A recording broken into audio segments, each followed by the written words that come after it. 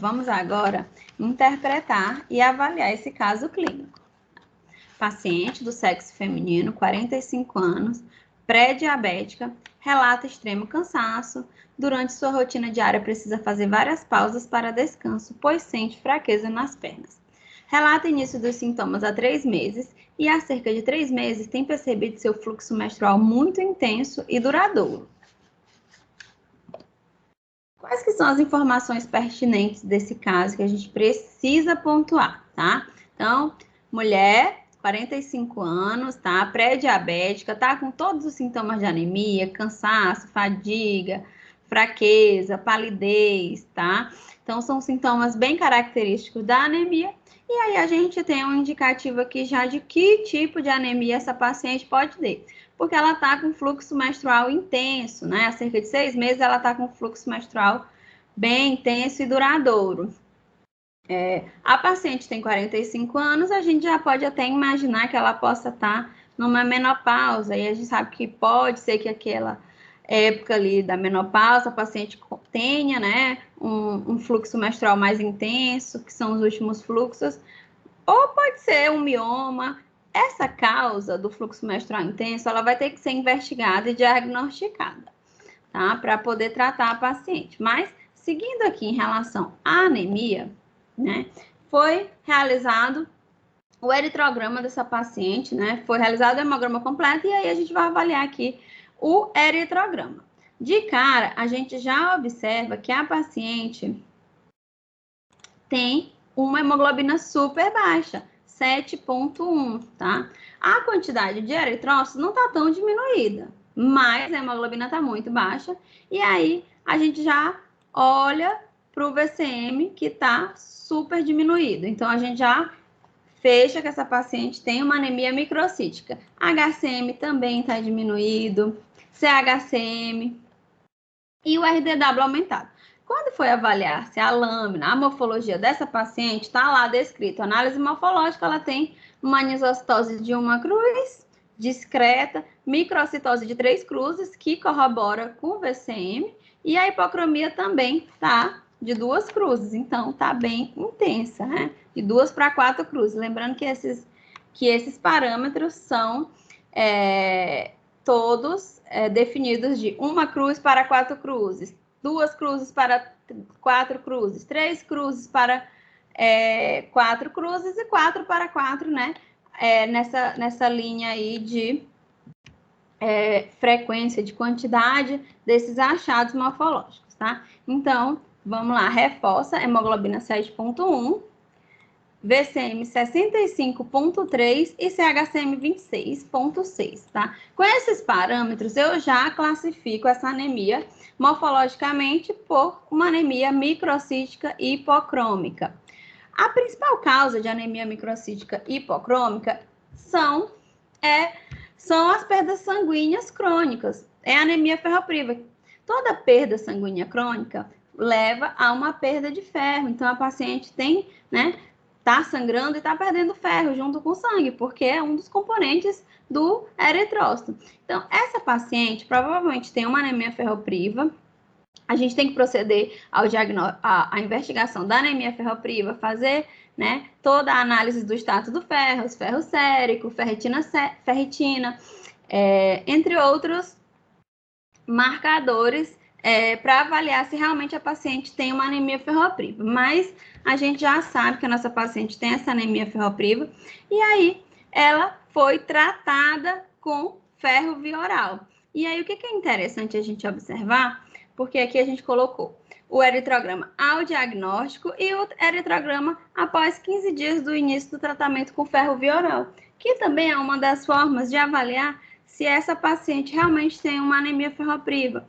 Paciente, né, tá ali ao diagnóstico com todo o quadro de anemia ferropriva, começou a reposição de ferro via oral, então o ideal é refazer esse hemograma ali em torno de 10 a 15 dias para avaliar. E aí, como que vai se apresentar esse hemograma? A paciente já teve um aumento na quantidade de hemoglobina, por quê? Porque ela está precisando de ferro, ela está ávida, então todo o ferro que entra ali vai ser utilizado para produzir hemoglobina, né? Então, o eritrócito começa a ficar maior, né? Ele tem um aumento do seu tamanho, então o VCM vai de 65 para 75.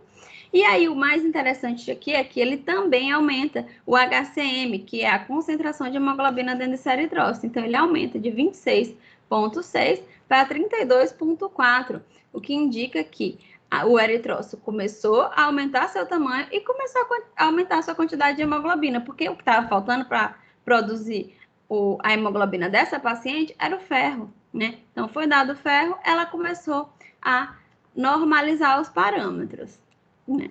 Então, observando que outra coisa super interessante que a gente vai olhar, também teve um aumento no CHCM, né?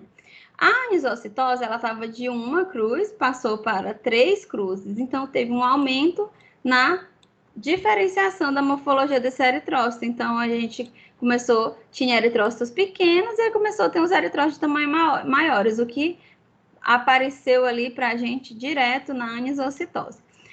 Tinha microcitose 3 cruzes, ela começou a diminuir, né? Justamente por conta dessa normalização, e a hipocromia também começou a diminuir. Obviamente, com 15 dias de tratamento, a paciente não vai normalizar todos os parâmetros, tá? Por quê? A gente sabe que o eritrócito, ele vive em torno de 90 a 120 dias, então a paciente só vai normalizar todos os parâmetros dela em torno de 3 meses, né? E aí isso vai precisar ser acompanhado. Então, aqui, só reforçando o que aconteceu com os principais parâmetros, a hemoglobina aumentou, VCM aumentou e o CHCM também aumentou, com o tratamento, né, de ferro. E aí, o que a gente vai chamar a atenção para o RDW? Ao diagnóstico, o RDW estava um pouco aumentado, né, o valor ali considerado normal é até cerca de 15%, 20% ele estava um pouco alterado, porque a gente tinha ali eritrócitos muito pequenos, poderia ter alguns formatos diferentes, né? A paciente tinha uma anemia, mas aí após 15 dias de tratamento teve um aumento, né, nesse RDW. Por que teve aumento no RDW? Não era por RDW ter normalizado, ter diminuído, como os outros, né, como os outros parâmetros ter normalizado, ter entrado ali na sua zona de faixa de referência, os valores de referência?